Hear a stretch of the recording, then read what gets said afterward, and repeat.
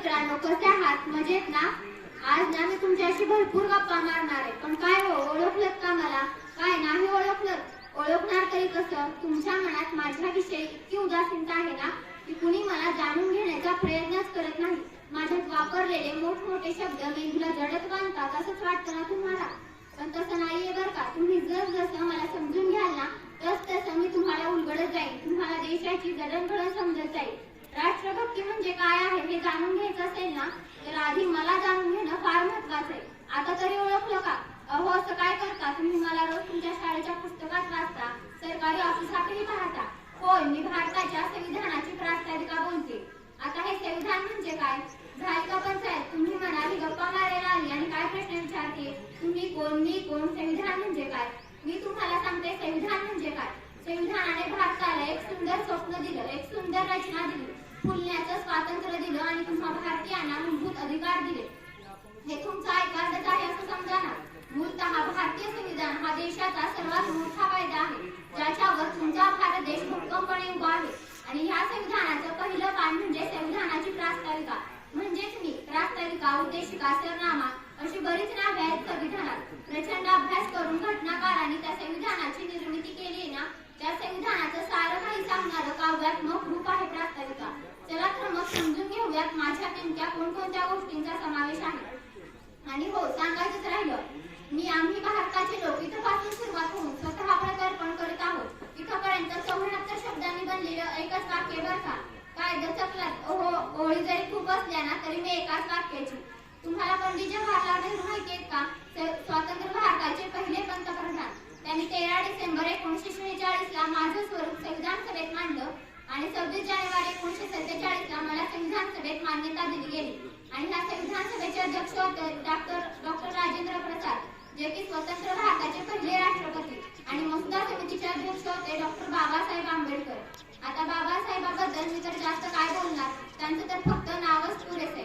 तुम्हाला माहिती आहे का, भारतीय संविधानाची गुंफणी काही मौलिक सिद्धांतावर झालेली आहे. तेही व्यक्तीला केंद्रस्थानी ठेवून तुमच्या आमच्या सर्वसामान्यांना मूलभूत अधिकार बहाल करून ते बहाल करताना संकुचित होणार नाहीत याची पुरेपूर दक्षता घेतली गेली. आणि अशा ह्या मानवतेच्या शाश्वत मूल्यावर आधारलेली संविधानाची प्रास्ताविका आहे. असं हे संविधान तयार करण्यासाठी संविधान सभेतील अभ्यासू लोकांना 2 वर्ष 11 महिने आणि 18 दिवस लागले.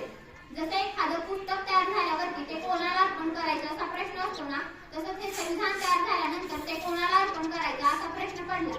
त्यावर बरीच चर्चाही झाली, मतमतांतर झाली. शेवटी मतदानाने, बहुमताने असं निश्चित केलं गेलं की ज्या संविधानाने इथल्या प्रत्येक सामान्य नागरिकाला या देशाचं मालक बनवले ना, त्याच प्रत्येक सामान्य नागरिकाला हे संविधान अर्पण करायचं. आणि 26 नोव्हेंबर 1949 ला हे संविधान इथल्या प्रत्येक सामान्य नागरिकाला अर्पण केले गेलं. आणि माझे ते पहिले 3 गौरवशाली शब्द म्हणजे आम्ही भारताचे लोक. मीपणाचा विचार बाजूला सारून इथे आम्ही या शब्दाचा वापर केला. कारण भारतात अनेक जातीचे, धर्माचे लोक राहत होते की जे फक्त स्वतःपुरता विचार करत होते. म्हणूनच भारत देश सतत गुलामगिरी जात होता, पारतंत्र्यात जात होता. परंतु संविधानाने या सर्व मीना एकत्र केलं आणि बनला आम्ही. देशाची सुव्यवस्था राखण्याचे आणि संविधानाने दिलेला मूलभूत अधिकार, कर्तव्य यांची जबाबदारी नाही त्या प्रत्येक सामान्य नागरिकाची.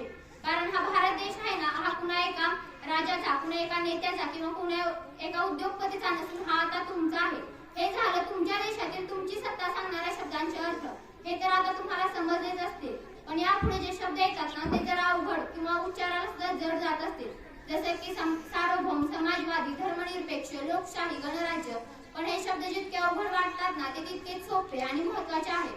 चला तर मग समजून घेऊयात हे शब्द नक्की काय सांगतात. तर सार्वभौम म्हणजे ह्या देशातील लोक, ह्या देशातील निर्णय हे ह्या देशातील लोकच घेणार. ह्यात बाहेरच्यांची लुटबुट नसणार. मला सांगा, तुमच्या घरातील निर्णय कोण घेतं? तुम्हीच घेता ना. त्या शेजारच्यांची लुटबुट असते का? नाही ना. तसंच काहीच. तर समाजवादी म्हणजे समान कामाला समान वेतन, राहणीमान आदराचे. मला सांगा, हा सूर्याचा प्रकाश कोणासाठी, हे वाहणारे वारे कोणासाठी आणि नदीचे पाणी कोणासाठी? हे सर्वांसाठी असतं ना. तसंच ह्या देशातील प्रत्येक साधन संपत्तीवर प्रत्येकाचा समान वाटा असायला हवा. या देशात कोणाचेही कुठल्याही प्रकारचे शोषण होता कामा नये. तर ह्यातला पुढचा शब्द म्हणजे धर्मनिरपेक्ष. धर्मनिरपेक्ष म्हणजे सरकारला, देशाला राज्यकारभार करताना कोणताही धर्म नसेल. देशाची न्याय प्रणाली, शासन प्रणाली धर्मविरहीन असेल. व्यक्तिगत पातळीवर तुम्ही तुमच्या धर्माचं आचरण किंवा किंवा अगदी निधर्मीही राहू शकता. तर लोकशाही म्हणजे लोकांनी लोकांसाठी लोकांकडून चालवलेले राज्य. तर लोक म्हणजे कोण? जेव्हा राजेशाही होती तेव्हा राजा मालक होता. तर आता लोकशाही आहे म्हणजे लोक मालक.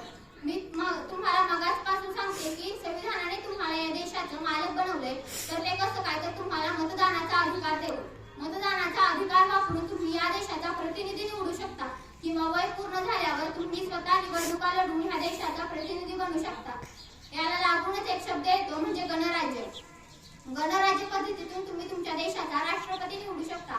हा राष्ट्रपती अनुवंशिकतेने किंवा वंश परंपरेने निवडला जात नाही, तर तो तुमच्या सर्वांच्या संमतीने आणि मतदानाने निवडला जातो. आणि हो, ह्या देशातील कोणताही सामान्य नागरिक ह्या देशाचा राष्ट्रपती होऊ शकतो. इतकी जबरदस्त ताकद तुम्हाला या संविधानाने दिली. माझ्या संविधानाचा ढाचा आणखी पुढे जावा यासाठी घटनाकारांनी यात कोणकोणत्या गोष्टींचा समावेश केला ते आपण पाहूया. भारताच्या सर्व नागरिकास सामाजिक, आर्थिक, राजनैतिक न्याय, विचार, अभिव्यक्ती, विश्वास, श्रद्धा व उपासना यांचे स्वातंत्र्य, समता, बंधुता, एकात्मता. तर सामाजिक न्याय म्हणजे काय? तर ह्या देशाच्या प्रत्येक व्यक्तीच्या क्षमतांना समान संधी उपलब्ध झाली पाहिजे आणि ती संधी उपलब्ध होत असताना त्या व्यक्तीचा धर्म, जात हे दुय्यम मानलं जावं. म्हणजे बघा, हा तुमच्या गावातील किंवा तुमच्या शहरातील तुमच्या एखाद्या मित्राला त्याच्या परिस्थितीमुळे शिक्षण घेता नाही आलं, तर तुम्ही जे शाळेत अभ्यास करून गणित सोडवले ते त्याला सोडवता येईल का? नाही ना. तसंच सर्वांना शिक्षणाच्या समान संधी असल्या पाहिजेत आणि आर्थिक विषमता दूर करण्यासाठी येतो आर्थिक न्याय. म्हणजे बघा, तुमच्या शाळेतील शिक्षिकेला तुमच्या शाळेतल्या शिक्षकाएवढाच पगार असतो ना, तर सर्वांना त्यांच्या कामाचा, कष्टाचा योग्य तो मोबदला मिळाला पाहिजे आणि आर्थिक विषमता नष्ट करून एक आदर्श समाजाची रचना करायला पाहिजे. तर पुढे येतो राजनैतिक न्याय. राजनैतिक न्यायात राज्यव्यवस्थेत प्रत्येक व्यक्तीला समान संधी असतात. तुमच्याकडे जर खूप पैसा असेल पण तुमच्या शेजारील माणूस तुम्हाला माणूस म्हणून जवळ करत नाही, तर तुम्हाला कसं वाटेल? माणसाने माणसाशी माणसाप्रमाणे वागावे ही माणुसकी शिकलोय आपण. हे येतं सामाजिक न्यायात. आर्थिक विषमता दूर करण्यासाठी येतो आर्थिक न्याय आणि राजनैतिक न्याय व्यक्तीला व्यक्ती म्हणून ओळखतो. तर संविधानाने आपल्याला दिलेल्या मूलभूत अधिकारांचा योग्य तो वापर आपण केला पाहिजे. या देशातील प्रत्येक व्यक्ती किती महत्त्वाची आहे हे संविधानाने वारंवार नोंद केले आहे.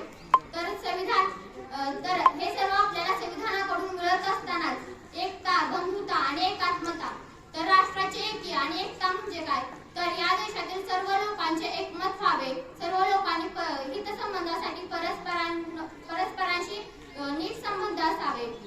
म्हणजे तुमच्या आसपास कुणाला जर मदतीची गरज असेल, संकटात असेल, तर तुम्ही जाऊन मदत केली पाहिजे. त्या व्यक्तीचा जात, धर्म न पाहता. या पुढचा शब्द आहे बंधुता. बंधुता म्हणजे तुम्हाला तुमच्या देशातील प्रत्येक व्यक्तीविषयी आदर, प्रेम, जिव्हाळा असलं पाहिजे. तर संविधानाने जो न्यायांचा, मूल्यांचा, हक्कांचा लेखाजोखा मांडला आहे, तर असं हे सुंदर संविधान आणि त्या सुंदर संविधानाची देशाची चौकट भक्कम करणारी तशीच त्याची सुंदर आणि मजबूत प्रास्ताविका मी बोलते. तर आज जो काही मी तुमच्याशी संवाद साधलाय, तो संवाद साधल्यामुळे तुमच्या मनातील थोडी का होईना माझ्याविषयीची उदासीनता कमी झालीच असेल. धन्यवाद.